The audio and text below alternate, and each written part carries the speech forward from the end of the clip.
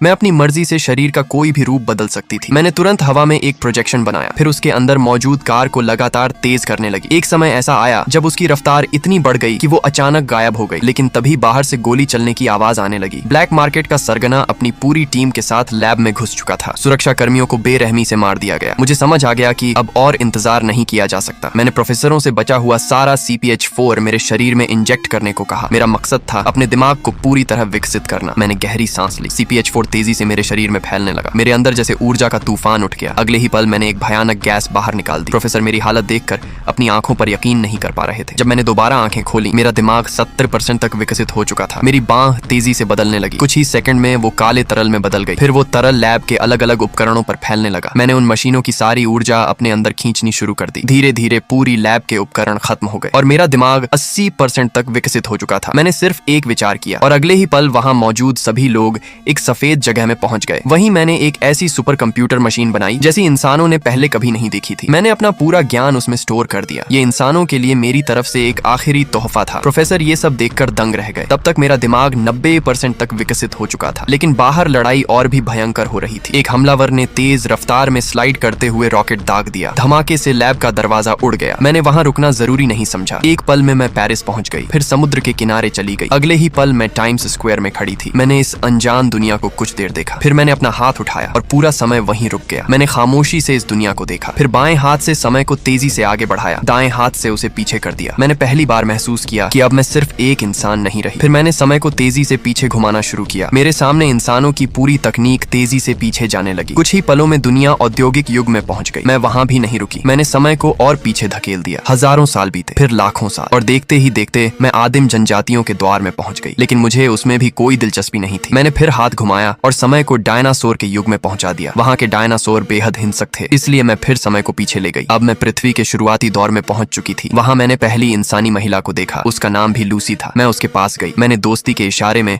अपनी उंगली आगे बढ़ाई। वो कुछ पल हिचकिचाई, फिर उसने भी अपनी उंगली मेरी तरफ बढ़ा दी। जैसे ही हमारी उंगलियां मिली, मैं अचानक पृथ्वी से बाहर निकल गई। अब मैं विशाल ब्रह्मांड में थी, लेकिन समय अभी भी पीछे जा रहा था। मैंने पहली बार सूरज को उगते देखा। उसकी रोशनी पड़ते ही पृथ्वी तेजी से घूमने लगी। फिर मैंने एक भयानक तबाही देखी। असंख्य उल्कापिंड पृथ्वी से टकरा रहे थे, लेकिन पृथ्वी खत्म नहीं हुई। वो उसी विनाश से दोबारा जन्म लेकर आगे बढ़ती रही। धीरे धीरे कैमरा और दूर होता गया और मेरा दिमाग 99% तक विकसित हो चुका था। अब मैं पूरे ब्रह्मांड के बीच मौजूद थी। मैंने रंग बिरंगे तारों और उल्काओं को देखा। विशाल वर्म होल्स मेरे सामने मौजूद थे और उनके पार ऐसी जगहें थीं जिन्हें इंसानी आंखें कभी देख ही नहीं सकती थी। मेरा अस्तित्व अब पूरी आकाश गंगा से आगे निकल चुका था। मेरी कोशिकाएं तेजी से आपस में जुड़ने लगी और काला तरल धीरे धीरे मेरे पूरे शरीर को ढकने लगा।